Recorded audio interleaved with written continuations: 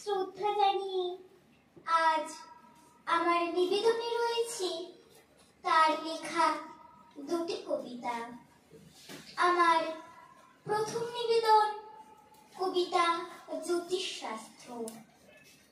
আমি শুধু বলেছি কদম গাছের ডালে পূর্ণিমার চাঁদ আটকা পড়ে, যখন সন্ধ্যাকালে তখন তারে ধরে আনতে পারি। শুনে দাদা হেসে কেন বললে আমায়, খোকা তোর মতো আর দেখি নাই কো বোকা। চাঁদ যে থাকি অনেক দূরে, কেমন করিছই?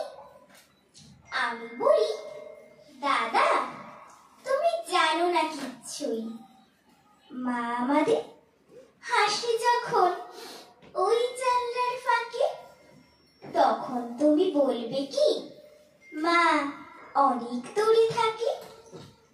তবু দাদা বললেন আমায়, খোকা তোর মতো আর দেখি নাই তো বোকা। দাদা বলে, পাবি কোথায় অত বড় ফাঁক? আমি বলি, কেন দাদা ওই তো ছোট চাঁদ, দুটি মুঠোয় ওড়ে আনতে পারি ধরে। শুনি দাদা হেসে কেন বললে আমায়, খোকা তোর মতো আর দেখি নাই তো বোকা। চাঁদ যদি কাছে আসতো দেখতে কত বড়।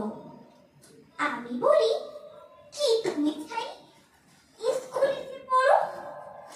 মা আমাদের চুমু খেতে মাথা করে নিচু, তখন কি মার মুখটি দেখায় মস্ত বড় কিছু।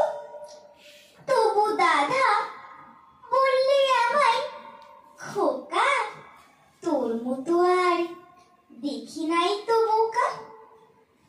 আমার শেষ নিবেদন কবিতা রাজা ও রানী।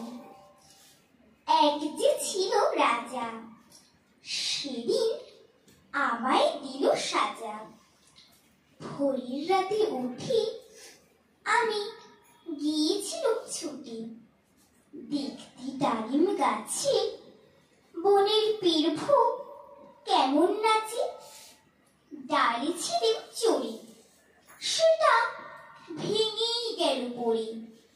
সেদিন হলো মানা আমার পেয়ারা পেড়ে আনা। রথ দেখতে যাওয়া আমার চিড়ের পুলি খাওয়া।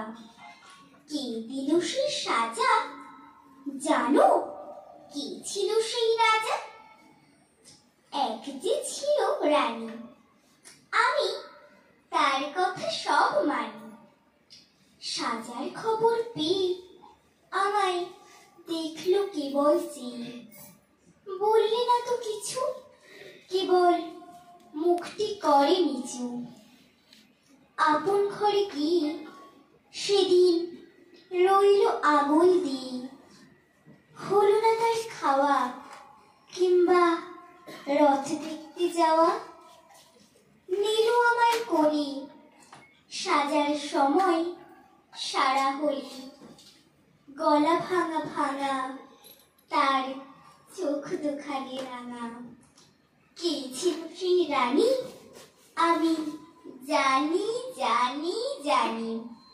কে ছিল সেই রানী আমি জানি জানি জানি। নমস্কার।